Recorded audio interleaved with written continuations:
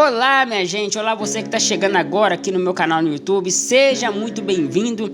Para mim é um privilégio, para mim é uma honra poder te receber aqui e eu me sinto muito feliz em poder estar todos os dias aqui trazendo uma palavra, uma mensagem para o seu coração.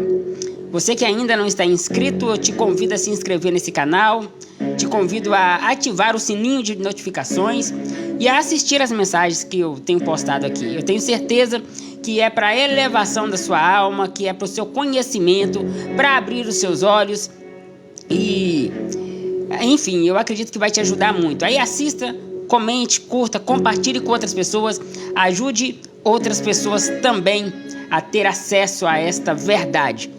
Tá? Eu não tenho nenhum compromisso com religião, eu não tenho religião nenhuma, eu não tenho compromisso com denominações, eu não sou crente denominacional. Eu decidi viver o evangelho fora das religiões, fora da sistematização do sistema ou das religiões, né? Então, se você se identifica com a mensagem do evangelho pura, do jeito que ela deve ser, eu te convido a participar, a se inscrever nesse canal. Todos os dias, às 8 horas da noite, nós temos um encontro ao vivo lá no meu perfil no TikTok. E se você quiser participar ao vivo, então é só você clicar no link que eu vou deixar aqui na descrição desse vídeo. Você será direcionado para o meu perfil no TikTok. Chegando ali, meu querido, me siga, assista os vídeos que eu tenho postado, tá? Eu acredito que esse conteúdo vai ajudar muito a sua vida. Beleza? Você que está aqui ao vivo comigo no TikTok, muito obrigado pela sua presença, muito obrigado por sempre estar aqui comigo e estar me ajudando a alcançar mais pessoas. Não para de curtir nem de compartilhar, beleza? Pegue aí a sua Bíblia, pegue aí o seu caderno, pegue a sua caneta, porque o tema de hoje é Deus, a Bíblia e a ação cognitiva humana.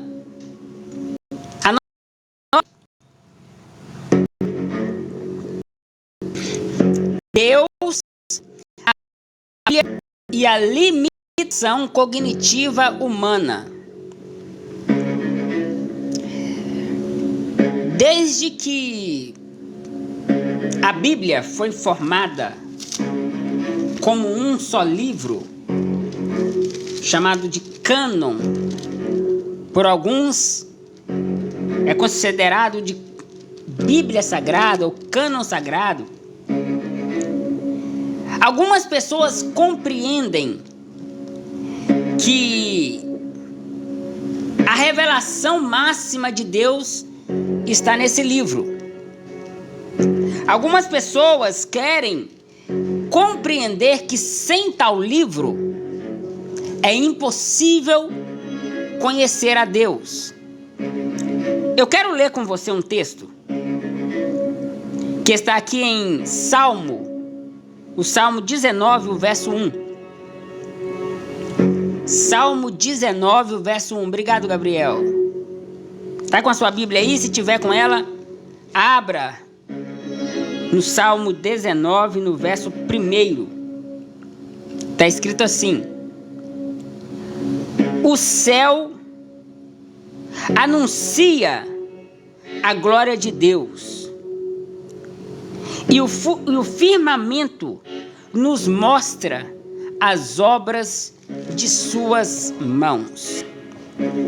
A grande verdade é que muita gente acredita que a Bíblia é um livro divino.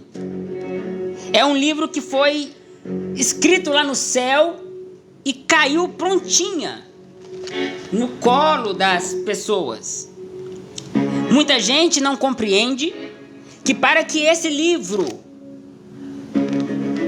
chegasse a nós como ele é hoje, alguns concílios tiveram que acontecer. Algumas discussões,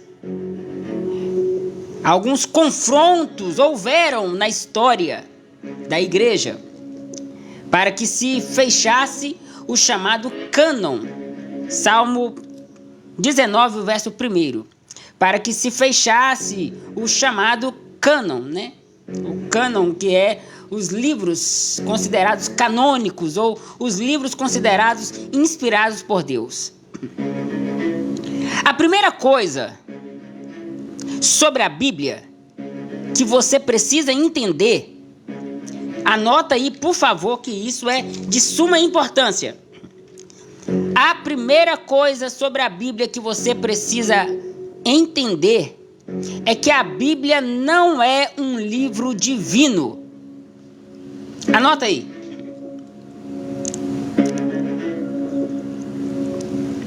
A Bíblia não é um livro divino.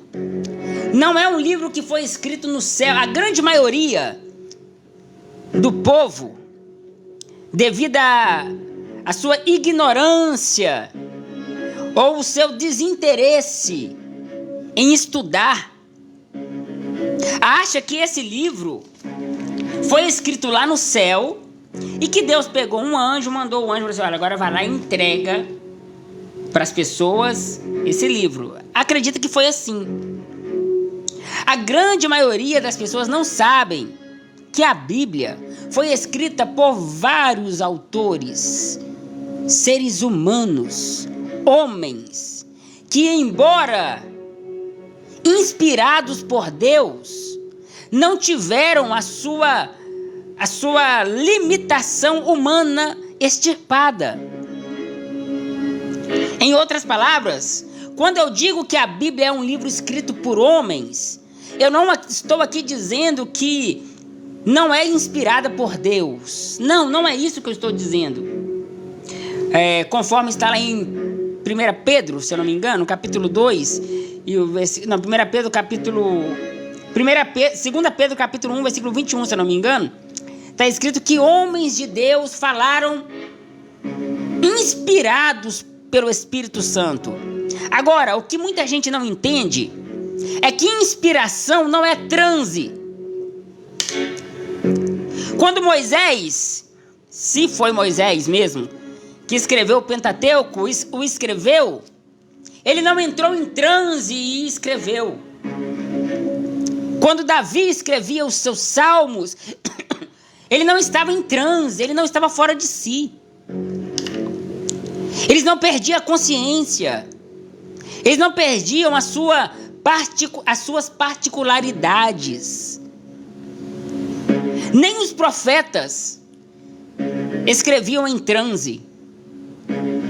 Você vê quando Ezequiel, ele tem aquela experiência, né, de ser arrebatado ao vale de ossos secos. Quando ele escreve, ele diz assim: olha, fui levado. Ou seja, ele não estava escrevendo aquilo no momento do transe. Aquilo ele estava narrando uma experiência. Dá para entender ou não? Agora, tem muita gente que acha que o escritor fez igual lá no Espiritismo, né? Que fecha o olho e começa a psicografar. O pessoal acha que inspiração é psicografar. Aí fechou o olho e começou. No princípio, Deus criou. Não é assim, gente.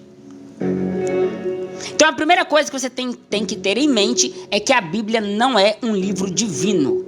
Não é. É um livro escrito por homens. Segunda coisa que você tem que ter em mente, para você compreender o que eu quero dizer com você aqui hoje, é que a Bíblia não é. E isso aqui, se tiver crente bitolado aqui, vai surtar agora o que eu vou dizer. A Bíblia não é inerrante. Não é inerrante. Eu anotei aqui para vocês. Veja bem, porque eu não venho aqui falar nada que vem da minha cabeça. Eu estudo e pesquiso para poder trazer conhecimento aqui para vocês, tá bom? Eu disse aqui que a Bíblia não é inerrante. E dentro das 99% das denominações evangélicas, uma das doutrinas básicas acerca da Bíblia é de sua inerrância. Você já ouviu falar que a Bíblia é inerrante? Bom, veja bem. Eu anotei aqui, olha. A discussão sobre a inerrância da Bíblia teve origem nos Estados Unidos, nos anos de 1970. E essa discussão só se tornou uma doutrina formal no final do século XX, após muitos debates e argumentos contra e a favor. Então perceba que essa doutrina da inerrância da Bíblia, ela é uma doutrina nova e que começou a partir de 1970. Até então, a Bíblia não era considerada inerrante. Inclusive, minha gente, se você é um estudioso da Bíblia, você vai perceber que contém, sim, muitos erros. Erros de data, erros geográficos. Se você... Eu vou pedir para você abrir a sua Bíblia aí, em Marcos. Marcos, capítulo 16. Marcos, capítulo 16. Abre aí a sua Bíblia. Marcos 16, o versículo 8, está escrito assim. Isso aqui está narrando a ressurreição de Jesus, né? Jesus ressuscitou, as mulheres foram até o túmulo para poder... E viram que o túmulo estava vazio. E o versículo 8 diz assim, olha... Então, elas saíram e fugiram do túmulo, apavoradas e tremendo, e não contaram nada a ninguém porque estavam com muito medo. Esse é o versículo 8. Agora, o versículo 9, até o versículo 20, pelo menos aqui na minha Bíblia, para ficar mais fácil, porque a minha Bíblia ela me dá essa possibilidade, o versículo 9 até o versículo 20 está entre parênteses. Na sua Bíblia está também ou não, gente? Fala para mim.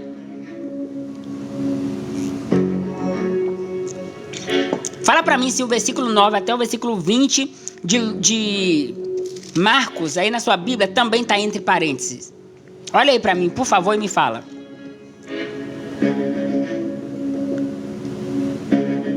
Olha aí, o Everton vai ver. A Angélica dizendo, a Bíblia foi escrita e reescrita, isso aí. Vamos para 60 mil likes, gente, vamos lá curtindo. Estamos aí com 520 pessoas. Na Bíblia do Nilson não está. Tem alguma Bíblia que está? Capítulo 16, do versículo 9 ao versículo 20. A tradução que eu tenho em mãos é a NTLH. Nessa tradução, aí, lá do Cledimar está entre parênteses. Do Cledimar está. Deixa eu ver se mais alguém está entre parênteses. Olha, você que está me acompanhando aqui no YouTube também, olha aí se na sua Bíblia, o versículo 9 ao versículo 20 do Evangelho de Marcos está entre parênteses. Na Bíblia da Edileuza também está. Sabe por que esses versículos estão entre parênteses? Qual é a versão da sua Bíblia? NL... Qual é? Deixa eu ver aqui. NTLH. NTLH. Nova tradução em linguagem de hoje. Sabe por que esses versículos estão entre parênteses? Porque eles não constam nos manuscritos mais antigos. Existem 2 códex. O que são códex, irmão Charles? Você sabe, minha gente, que hoje, aí, ó, lá na Bíblia do Walter tem asterisco, está entre asteriscos.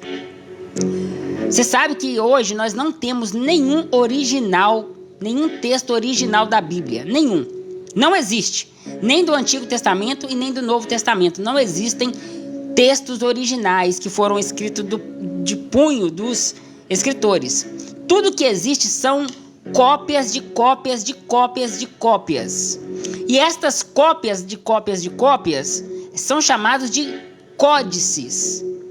E o Códice Sinaítico e o Códice Vaticano, que são os mais antigos desse texto, o capítulo 16 do Evangelho de Marcos acaba no versículo 8. Do versículo 9 até o versículo 20, Não consta. Sabe por que não consta? Porque muito provavelmente, e isso é aceito pela maioria, não são todos, mas a grande maioria dos estudiosos e biblicistas, os grandes estudiosos e biblicistas chegaram à conclusão que o versículo 9 ao versículo 20 de Marcos foi acrescentado pelos chamados pais das igrejas. Isso é a alteração no texto, minha gente. E infelizmente essa verdade tem que ser dita. A Bíblia que nós temos em mãos hoje, embora contenha sim a verdade, foi muito manipulada e muito sofrida. Sabe, gente, para falar isso que eu tô falando aqui agora, eu pensei muito, porque tem que ter coragem para falar o que eu estou dizendo aqui.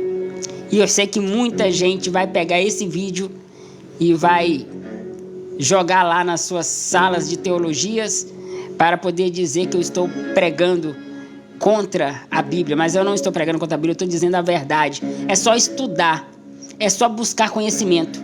É só você estudar um pouquinho sobre os manuscritos. É só. Minha gente, infelizmente existem não apenas essa, mas existem centenas de... Por exemplo, aquele texto lá, quando Jesus ele desce do monte da transfiguração e os discípulos estão tentando expulsar o demônio de uma pessoa, se não me engano é de um jovem, né? Mas não conseguem. Aí eles vão até Jesus e pedem para Jesus expulsar o demônio. Jesus expulsa e diz o seguinte: esta casta de demônios só sai se for com jejum e oração. Vocês já leram esse versículo? Onde está? Quem se lembra onde está esse versículo?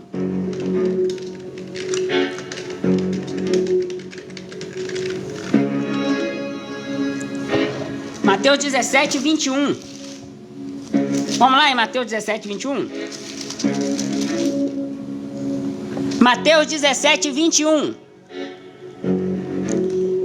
Se você tem a Bíblia aí na mesma versão que a minha, também está entre parênteses esse texto. Diz assim, olha: esse tipo de demônio só pode ser expulso com oração e jejum. Esse texto também não consta nos manuscritos mais antigos. Também é uma adulteração, é uma manipulação, é um acréscimo feita pelos pais da igreja. Por que fizeram? Alguns motivos. Ou para dar base a algumas doutrinas que a igreja já pregava. Porque, se você não sabe, a Bíblia, assim, desse jeito que nós temos aqui, ela não existiu sempre. Eu já falei isso aqui no começo da mensagem, né? Não, foram após vários e vários concílios que a Bíblia foi sendo formada.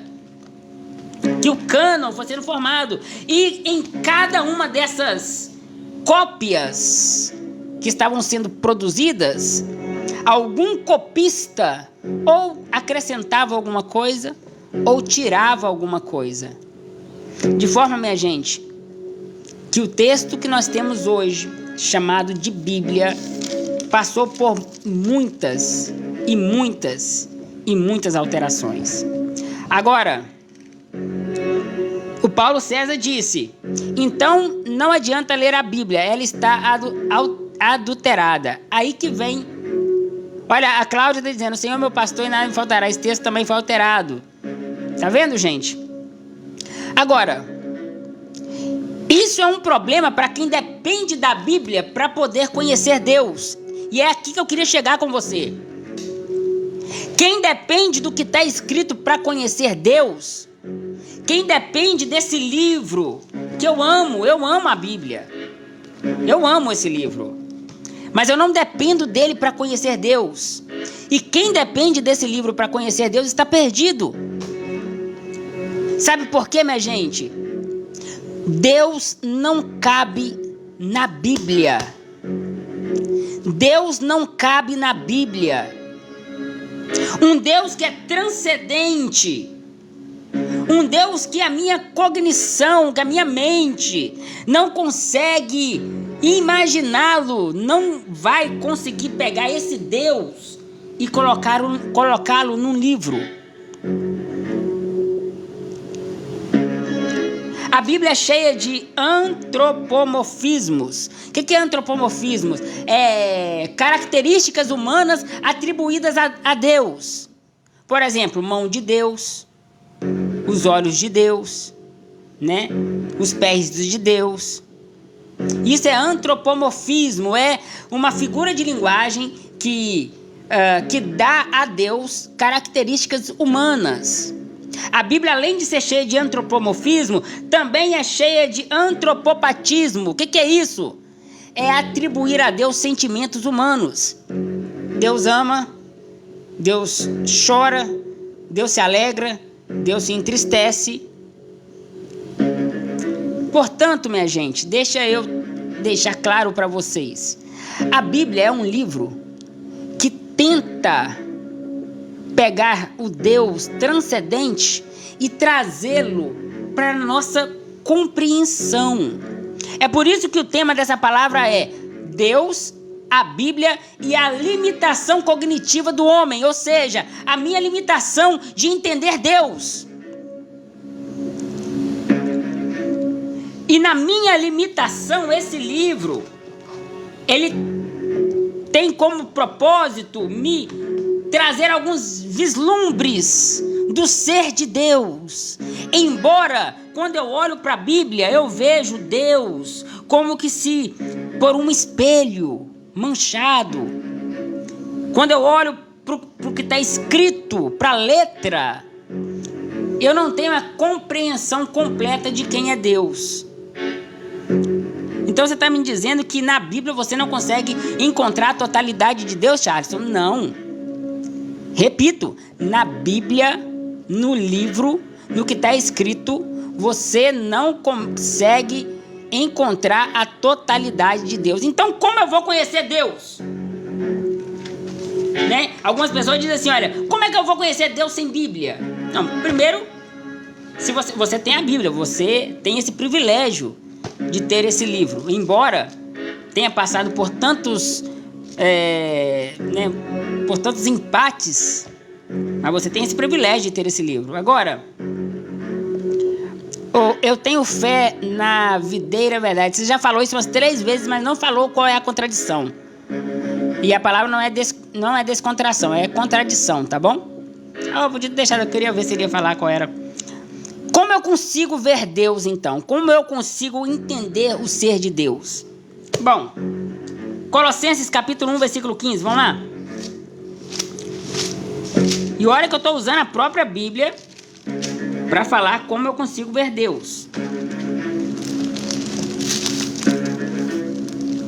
Colossenses capítulo 1, versículo 15, está escrito assim: Ele quem, gente? Jesus é o primogênito da criação.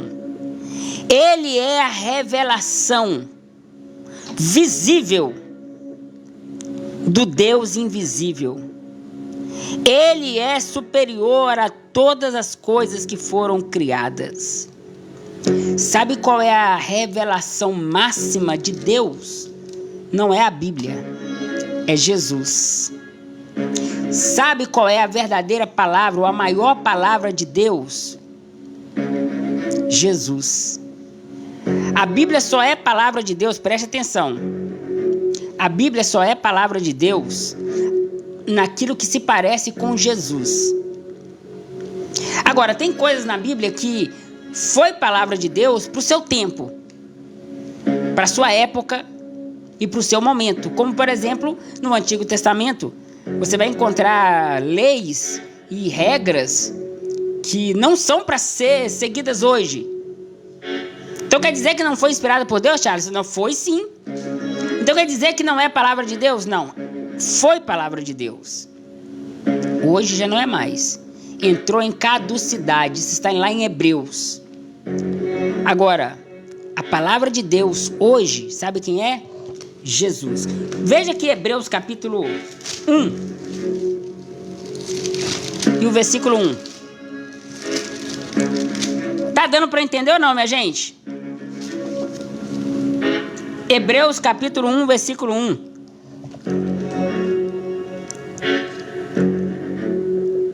Isso aí, Cleidmar. Hebreus capítulo 1, versículo 1 diz assim: antigamente, Deus falou por muitas vezes e por muitas maneiras por meio dos profetas. Mas nesses últimos tempos, e a palavra nesses últimos tempos aqui no original traz uma ideia de a partir de agora, da agora para frente. Nesses últimos tempos, Ele nos fala por meio do seu Filho. Deus falou de muitas maneiras, através dos profetas, mas nesses últimos dias, a partir de agora, Ele nos fala por meio do seu Filho, por meio de Jesus. A palavra de Deus, minha gente, a suprema palavra de Deus é Jesus. A Bíblia, ela é palavra de Deus em desenvolvimento. Agora, Jesus é a conclusão. Jesus é o ápice da palavra de Deus. Jesus é o ápice, é o ponto máximo dessa revelação de Deus. Veja João, capítulo 1, versículo 18. Vamos lá? João, capítulo 1, versículo 18. Ninguém nunca viu a Deus, somente o Filho, o único Filho de Deus. Este é quem o Pai vos revelou. Então perceba, gente, que aquilo que a Bíblia não faz, Jesus faz. A Bíblia não se propõe em trazer uma clareza de quem é Deus. Quando a gente olha para a Bíblia, a gente vê Deus como que se através de um véu. Quando a gente olha para a Bíblia, a gente vê Deus como que se por através de um enigma ou de enigmas. Agora, quando a gente olha para Jesus, que nas palavras do escritor aos Hebreus é superior a Moisés, é superior aos anjos, é superior aos profetas. Quando a gente olha para Jesus, a gente vê com clareza quem é Deus. E é aqui que os religiosos não conseguem suportar. Porque Jesus, dentro da religião, não passa de mais um. A importância de Jesus dentro do sistema é a mesma importância de Moisés. A importância de Jesus dentro do sistema é a mesma importância da Bíblia. Esse livro está em pé de igualdade com Jesus dentro do sistema. Moisés ou é igual ou é superior a Jesus dentro do sistema. Que sistema? O sistema religioso. Agora o Jânio falou tudo. Quando Jesus é a chave hermenêutica, não é esse livro que explica Jesus. É Jesus que explica o livro. E não apenas o livro. É Jesus que explica a vida. É Jesus que explica tudo. Jesus é superior, minha gente, ao que está escrito. O Evangelho, ele não são letras. O Evangelho é essência. Mas a religião fica preso a letras. A religião está presa ao que está escrito. Maranhão está dizendo, o que esse cidadão está falando? Se tivesse chegado aqui mais tempo, você saberia, meu querido. O problema de vocês é chegar no meio de uma live e pegar o bonde andando e querer se inteirar. Eu começo 8 horas a live. A partir de amanhã chega na hora certa.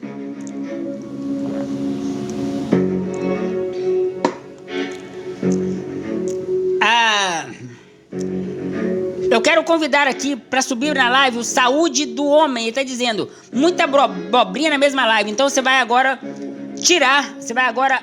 apresentar argumentos bíblicos. Diz o que você está falando, tá bom?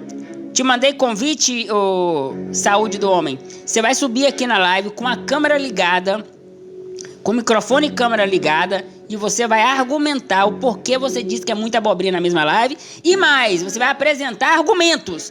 Eu não quero saber o que você acha. Não, tem que ser argumentos, tá bom?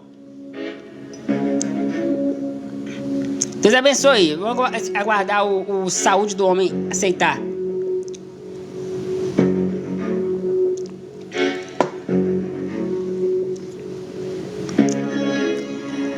Quando eu olho para Jesus, eu vejo ser, eu vejo a revelação máxima de Deus. Agora, se eu preciso de um livro para crer em Deus, na falta desse livro eu estou perdido. Se eu preciso de um livro para poder enxergar Deus, se eu não tiver o livro, eu estou perdido. E aqueles que não têm acesso ao livro? O que você faz com eles? Como eu disse no início dessa mensagem, dessa palavra, desse estudo, eu não estou aqui dizendo que a Bíblia não é para ser lida. Eu não estou aqui desacreditando você da Bíblia. Não estou. Eu amo a Bíblia, eu estudo a Bíblia desde criança. Esse livro eu já o li algumas vezes, ele está no meu coração. Minha esposa sabe o quanto eu amo estudar a Bíblia. Mas eu que amo tanto esse livro, tenho convicção de qual é o lugar dele e qual é o lugar de Jesus. Eu tenho a clareza daquilo que é o papel da Bíblia e aquilo que é o papel de Jesus. O André está dizendo, mas está colocando o povo em dúvida, amigo. Não, na verdade, quem não pensa fica em dúvida. Eu estou instigando pessoas a estudarem, o André. O André, deixa eu te dizer uma coisa. A ignorância é confortável. Sabe, você não ter que ir atrás da verdade, mas só continuar seguindo o que te foi dito, o que te foi ensinado de criança, isso é confortável. Isso é bom demais. A grande maioria das pessoas, André, não estudam, não vão atrás de buscar conhecimento. Sabe por quê? Porque isso dá trabalho. Pensar dá trabalho, meu querido. Agora, se você não quer pensar, se você quer ser simplesmente uma pessoa que aceita tudo que foi dito, você vai viver muito confortável e vai se sentir incomodado quando alguém contradizer o que foi dito.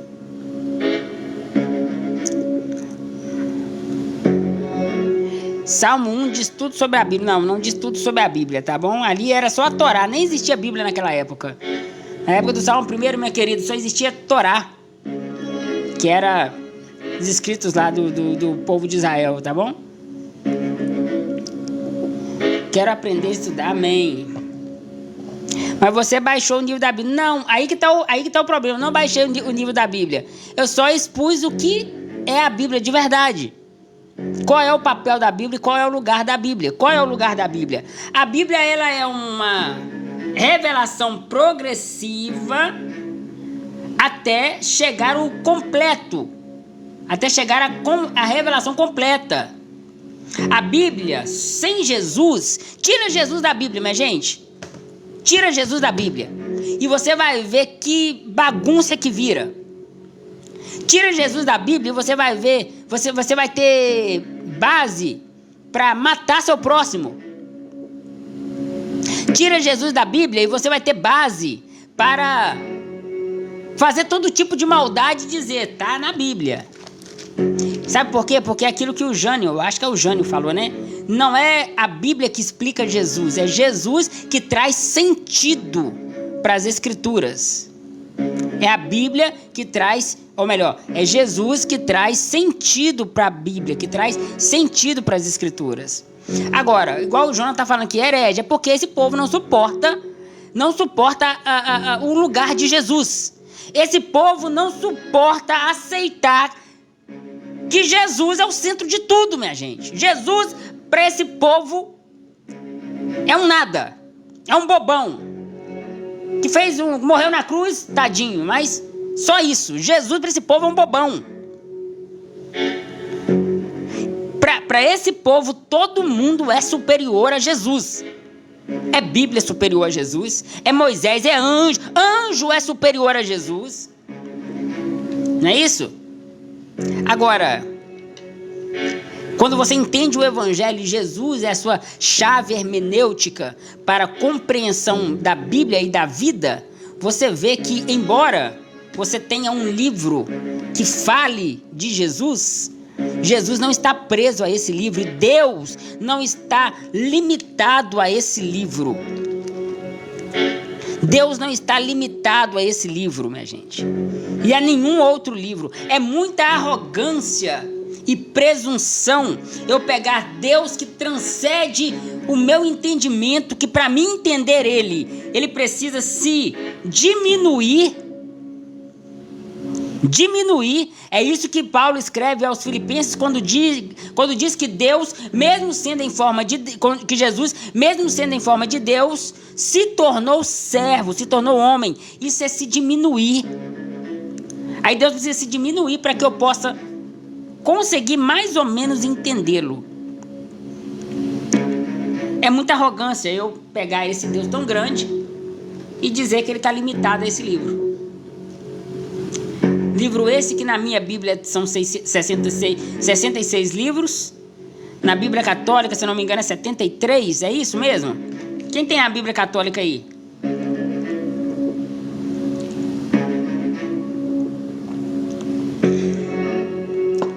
Mas aí, João, eu não tô falando para rejeitar nada, tá? Quem tem uma Bíblia Católica para me falar quantos livros são? São 73 mesmo? 73 livros na Bíblia Católica. É muita arrogância, sabe por quê? Porque existem outras religiões que juram que a revelação também é o livro deles. Como, por exemplo, qual é a Bíblia dos muçulmanos? Esqueci, me deu branco aqui agora. Vamos lá, quem vai me lembrar aí?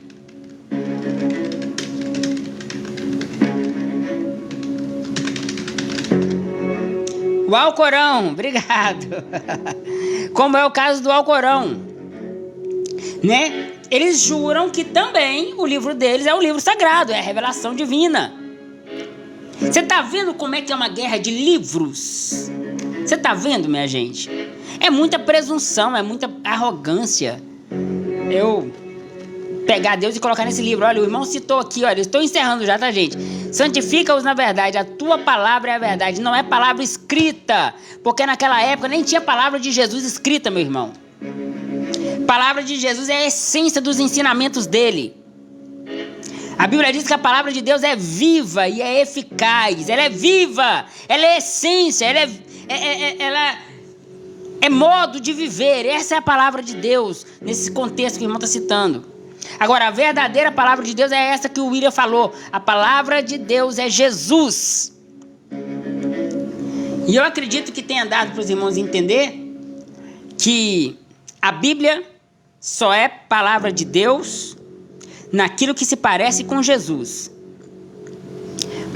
Se não parece com Jesus, pode até estar na Bíblia, mas não é palavra de Deus para nós. Foi palavra de Deus para um tempo, foi palavra de Deus para o seu momento, foi palavra de Deus para uma determinada situação, mas não é para nós. Só é palavra de Deus hoje aquilo que é conforme Jesus, porque Jesus é o centro. Jesus é a chave hermenêutica. O que significa chave hermenêutica, Charleston? É o método de interpretar tanto as escrituras quanto a vida. O irmão está citando aqui, olha, João 5,39, examinar as escrituras. Isso aqui é uma crítica, você sabe que Jesus não está mandando examinar a escritura, né? Jesus está criticando os fariseus que eram examinadores das escrituras, mas tinham essas questões que não competiam com aquilo que eles estudavam. O irmão citou o seguinte, olha, examinai as escrituras porque vós cuidais ter nela a vida eterna. Escrituras ali nesse contexto era apenas a Torá, não existia nada além da Torá, meu querido. Tá bom? Ou você acha que esse livro, o Novo Testamento, você acha que ele existia mesmo antes dele ser composto? Você acha que sabe tudo? Não, sei não. No princípio era o Verbo se fez carne e habitou entre nós. Amém. Portanto, minha gente, eu encerro dizendo: a Bíblia é um livro que traduz um Deus incompreensível e o diminui até a minha incompreensão, para que eu possa estudar, ou para que eu possa compreendê-lo. Perceba que eu não consigo conversar com uma formiga. Para eu conversar com uma formiga, eu preciso me rebaixar até o nível dela. E no nível dela eu vou me apresentar a ela com coisas que formigas entendem. Certo? Eu não sei quais são como formiga entende, mas para eu me relacionar, para eu dialogar com uma formiga, eu preciso descer ao nível dela para que ela possa me compreender. Isso é o que a Bíblia faz. Esse é o papel da Bíblia. É tentar pegar um Deus tão grande e trazê-lo até mim, que sou tão pequeno, sou tão ignorante, sou tão limitado. Aí quando eu olho para a Bíblia, eu vejo dizendo: então Deus se alegrou. Mas Deus se alegra? Então os olhos de Deus... mas Deus tem olhos? Não, minha gente. Lá em João diz que Deus é espírito. Se ele é espírito, ele não tem mão, ele não tem pés, ele não tem corpo, ele é espírito. Mas para que eu entenda, a Bíblia pega esse Deus tão grande e o diminui a minha ignorância para que eu possa compreendê-lo. Agora, o ser completo, a revelação completa de Deus, quem ele é, como ele pensa, como ele age, eu só vejo quando eu olho para Jesus. O escritor aos Hebreus diz que ele é superior aos homens, aos anjos, superior a Moisés, aos profetas. Ele é superior a todas as coisas. Amém, minha gente?